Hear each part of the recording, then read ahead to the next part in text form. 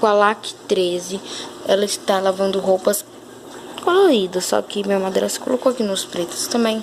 É um programa bom para lavar roupas. Ela tá no nível baixo, tá no programação pretas, tá na etapa normal, sem nada. Ela tá usando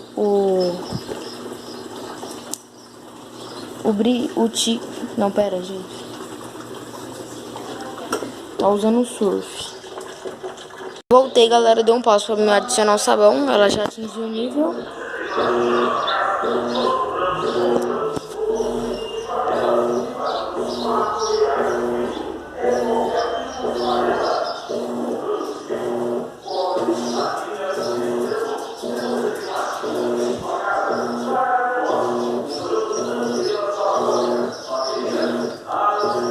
Gente, se tiver muito barulho é porque o carro aqui de arrumar panela, esse trem, tá aqui passando na frente de casa, tá? Me desculpe. Deixa eu descer um pouquinho a câmera aqui. Gente, eu já chegou meu tripé, mas tá lá em Ribeirão. Eu vou buscar sábado, aí eu mostro um pouquinho dele pra vocês e faço um vídeo da Color lavando.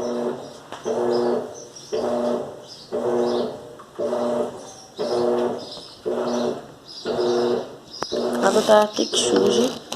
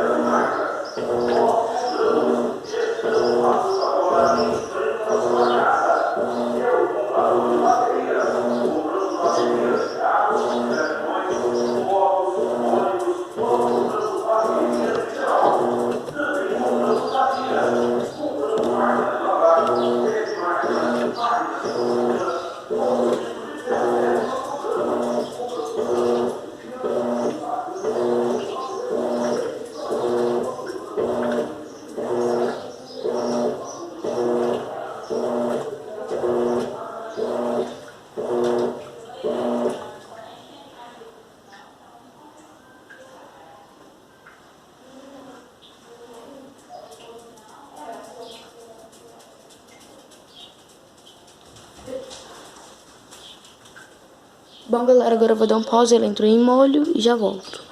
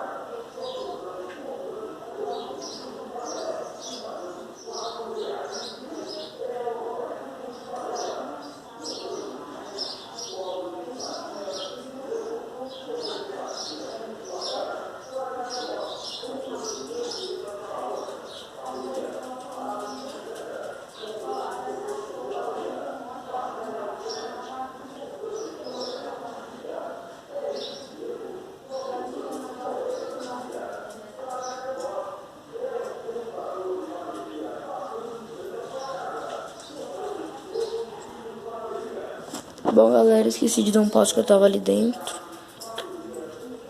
Tá indo no normal. As roupas coloridas. Tem mais colorida do que preta.